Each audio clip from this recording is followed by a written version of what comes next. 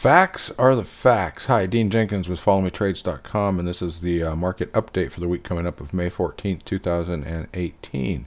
And it's no secret that I've been had a bearish bias on the overall market, but the facts are it's heading up. And in the last few weeks, I talked about this wedge that had been forming, and if price broke down through the wedge, it was bearish. That's what I was expecting.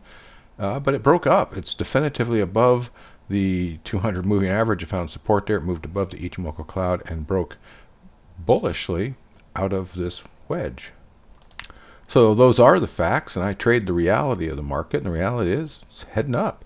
And the fact that it headed up and broke out of this wedge is bullish, and well, I can accept that. Here is the S&P 500 futures. It just opened for the overnight session, and it is up over 5 points. So looks like we're going to get some follow through on the bullish moves from last week. So I'm not going to fight it. I'll trade it. And even though I've had a bearish bias, I'm still overall long on several trades.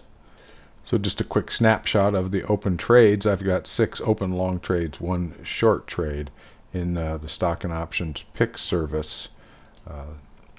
So I am trading the realities of the market, and it looks like we're going to be heading up some more, and that's okay because we are long. You know, the market historically has corrected. There probably is one out there in the future, but for now, in the near term, we're heading up. And let's trade the realities of that and make some profit, eh?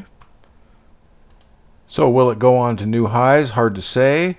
The next resistance area is up here at about S&P 500 2806, and of course the all-time high sitting up here roughly at 2877. Will it put in new highs? Well, it could. We've got a current pattern of a high, higher low, new high. So looks like it's heading up. We'll see how far it goes, and as long as it is heading up, we will trade the realities of that. It won't be smooth, and we could be in for a relative sideways market before it puts in record highs.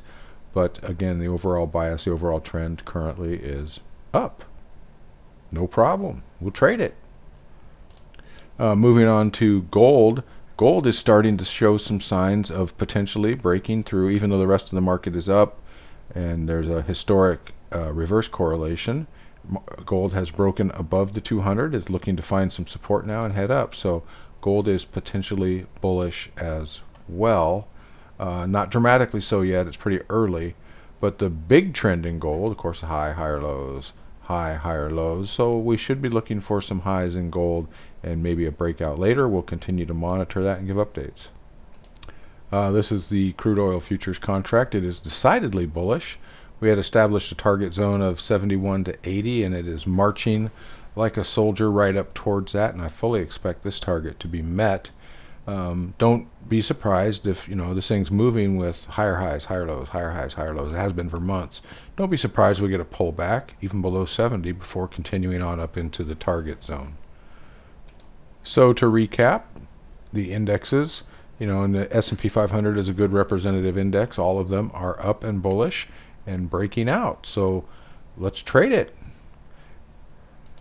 That is it for this update, and as things change, I will continue to provide updates, and we will continue to trade the realities of what is actually happening despite what we think should happen. That is the formula for sustained, repeatable overall gains in trading, is to stay focused on the realities, to use risk control, and go where the market takes us, and we will continue to do that. Thanks for listening, and we'll catch you on the next update.